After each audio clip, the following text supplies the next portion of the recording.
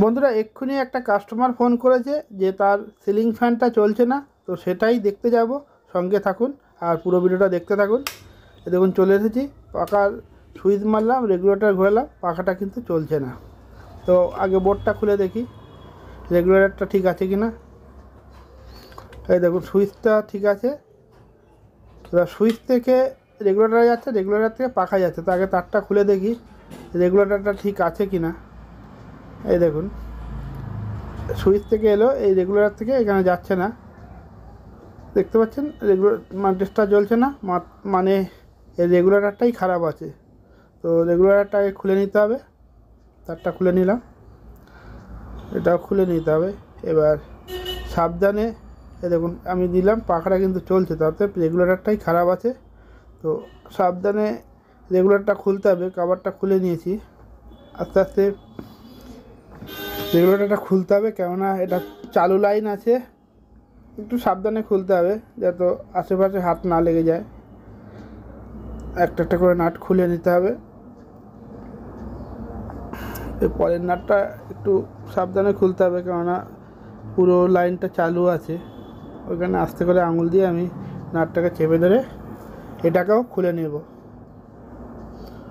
তো খোলা মোটামুটি হয়ে গেছে, এই দেখুন।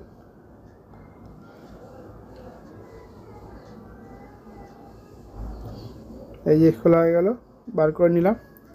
আর যে এই রেগুলেটরটা দেখছেন, এই রেগুলেটরটা কিন্তু এখন আর পাওয়া যায় না আমাদের এখানে।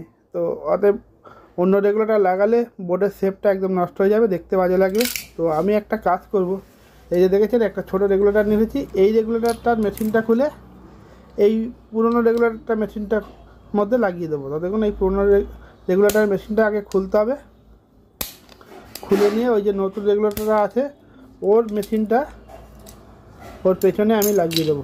তো আসুন নতুনটা আগে খুলে নিই। নতুন রেগুলেটরটার এই যে উপরে যে নাটটা আছে এটা খুলে নিলেই হয়ে যাবে। খুলে উপরে যে কভারটা আছে এই কভারটা আমি কিন্তু বাদ দিয়ে দেবো। এই দেখুন সহজেই খুলে গেল, কভারটাকে আমি ফেলে দিলাম। এবার পুরনো রেগুলেটরের কভারটা উপরে দেখুন, ম্যাচিংও ভালো হয়েছে, কেননা এটাও কালার্স কোম্পানির রেগুলেটর। তো এবার নাটটাকে লাগিয়ে দেবো, একটু সাবধানে লাগাতে হবে মাঝখানে রেখে, নাহলে নবটা লাগালে একটু সাইড হয়ে যেতে পারে। তো সাবধানে আমি মাঝখানে লাগিয়ে দিলাম, লাগানো হয়ে গেছে। এবার নবটা লাগিয়ে দিলাম, দেখুন একদম ঠিকঠাক হয়ে আছে।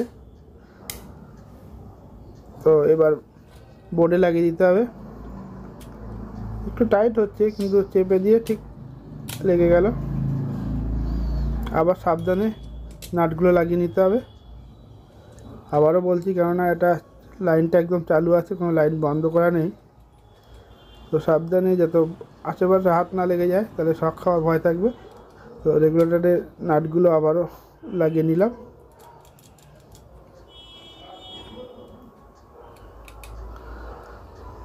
ভালো করে সুন্দর করে টাইট দিয়ে দিছি।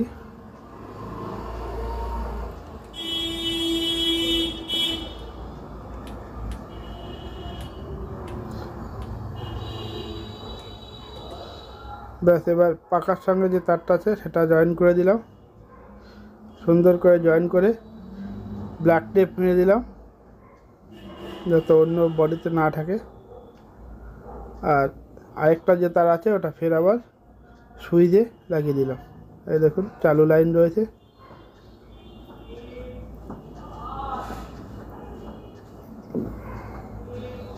ব্যাস, সুন্দর করে টাইট দিলে আমার রেগুলেটর লাগানো হয়ে গেল।